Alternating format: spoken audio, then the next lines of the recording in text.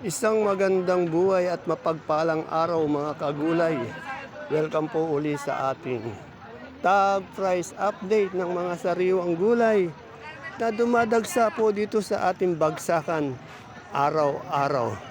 Samahan niyo po ulit ako mag-price tag ng mga sariwang gulay dito para meron po tayong basihan, idea sa mga presyo na ating po magagamit pag tayo po'y nangalakal o mamili ng mga gulay. Dito lang po yan sa ating Kabanatuan Vegetable Trading Center, palengke ng Sangitan. Unahin po natin sa ating tag price ngayon yung ating siling panigang. Ang siling panigang po natin, ang isang kilo po ay nasa 15 pesos hanggang 20 pesos ang isang kilo. Sa pechay naman po natin ay nasa 15 pesos isang kilo. Sa atin naman pong sigarilyas, medyo bumaba ang sigarilyas natin ay nasa 50, 60, 70 pesos po ang isang kilo. Merong 50, may 60, may 70. At ang ating siling Taiwan o yung labuyo po, bumaba din. 40, 50 pesos ang isang kilo. Yung sitaw natin talagang napakababa na po. Napakaraming sitaw kasi sa ating bagsakan. 20, 25, 30 pesos isang big cheese. At yung ating pong ampalayang bonito nasa 25 hanggang 35 pesos po ang isang kilo. Sa ating beans naman po ay nasa ating 40 hanggang 50 pesos ang isang kilo. Sa ating kamatis, napakadaming kamatis, ayaw nang umangat. Nasa 9, 10, 12 pesos isang kilo.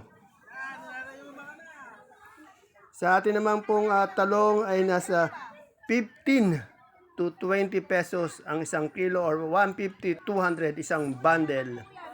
At ang ating sopiyang kalabasa bumaba din po. Nasa 30 pesos po ang isang kilo. Dati po 35, 38 yan. Ngayon 30 na lang.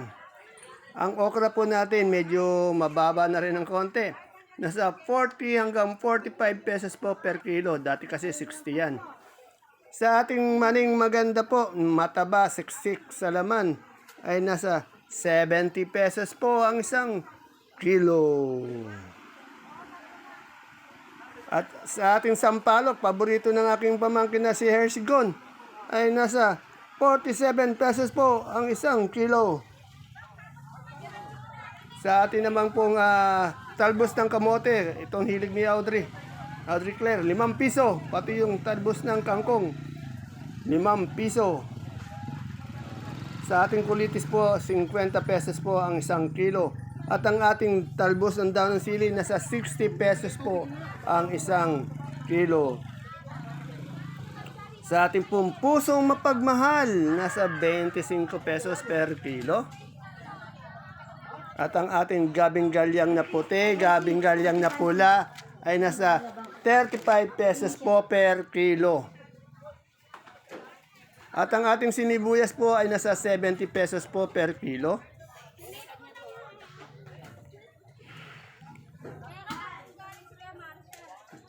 Yang ating luya naman po, pinakamagandang luya, nasa 85 po. Pero meron din tayong good na nasa 75, 80 pesos ang isang kilo. Ang ating luyang dilaw, nasa 60 pesos. Yung pampaganda ng boses. Tandaan niyo po, lahat ng tinatanong ko, asking price lamang, hindi po final price.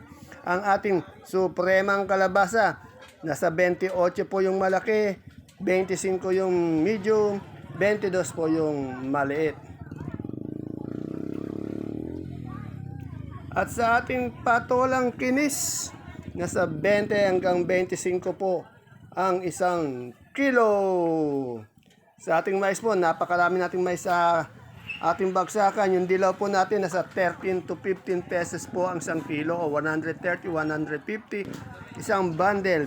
Ang ating puti po, 30 pesos isang kilo, 300 per bundle. At ang ating pipinong puti po, nasa 30 pesos po ang isang kilo ng ating pipinong puti. At ang ating nag-iisang papayang bundle na yan ay nasa 25 pesos po ang kilo or 250 pesos per bundle.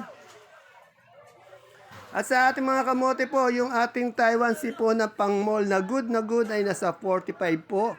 Yung ating naman pong ube nasa 35. Yung dilaw po 35. At yung ating puti po ay nasa 30 pesos per kilo. Yan mga yan, 10 kilos po yan ha. At ang ating pipinong bakla po, nasa 25 po ang isang kilo ng ating pipinong bakla. Daming talong sa ano talaga. Yung ating siling sultan naman po ay nasa 25 to 30. Yung medium po, medium size. Yung big naman po nasa 60 pesos per kilo. Ayan po yung ating talbos ng daon ng sili. Nasa 60 pesos po ang isang kilo. Sa ating patolang palikpik naman po ay nasa 20 hanggang 25 pesos po ang isang kilo or 250 isang bundle. At ang ating yung magagandang ampalayang bonito nasa 25 hanggang 35 po ang isang kilo. Ayan po yung ating kalamansi, yung good na good po kanina nasa 2,200, meron din po 2,000 at meron din po yung good nasa 1,009, isang buriki or 30 kilos.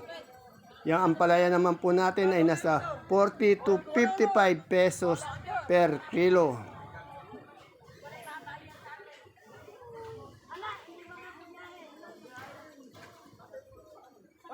Yung ating bayabas po ay nasa 55 pesos per kilo. Marami pa rin po nakabukas-bukas.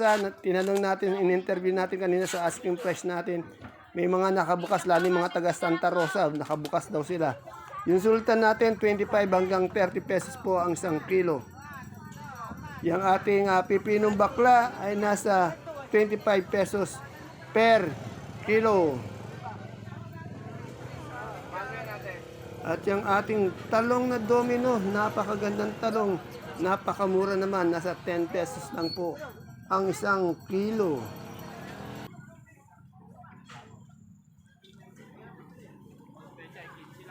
At ang ating pechay, nasa 15 pesos per kilo.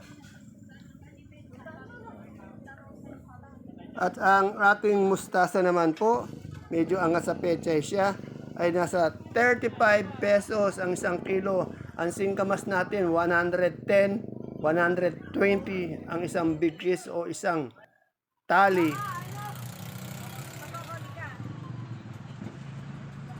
Sa ating gulay bagyo naman po, ang repolyo po natin, ang ating repolyo ay nasa 200 pesos po ang isang bundle.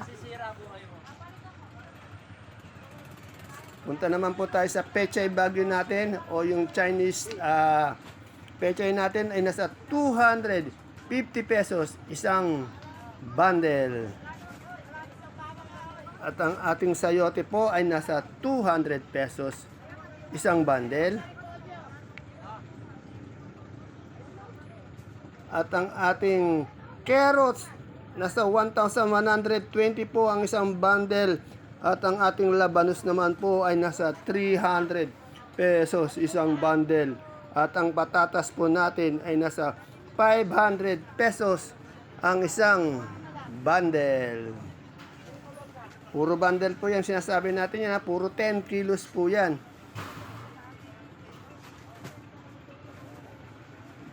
Punta naman po tayo sa ating yung per kilo na broccoli.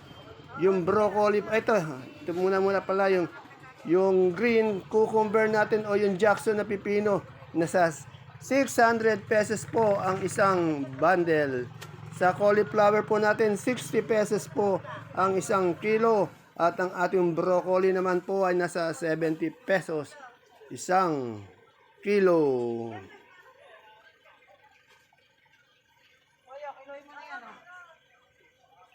Sa atin naman pong red bell, ang ating red bell po tumatakbo sa 200 per kilo.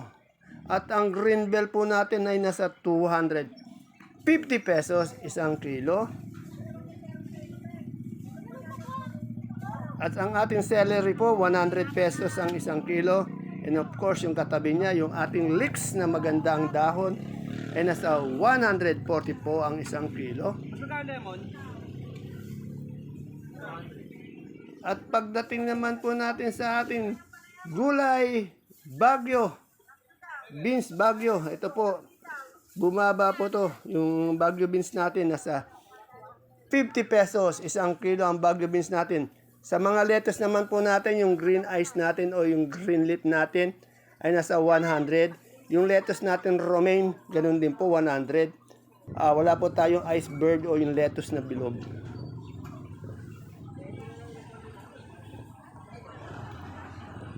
Sa ating sibuyas naman po, yung puti po natin isang red bag na 10 kilo po, big 300, yung good size po 300.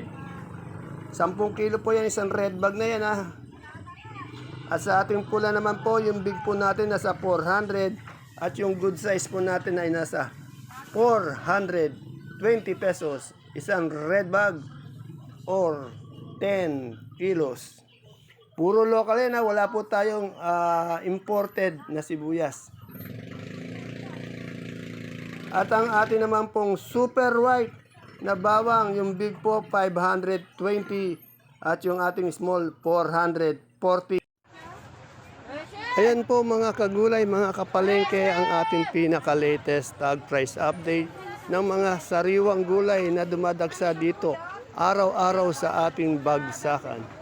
Sana po mapanood nyo sa umaga ang ating tag price para magkaroon po tayo ng idea basihan sa mga presyo ng gulay kung sakali po tayo yung mga ngalakal o mamimili.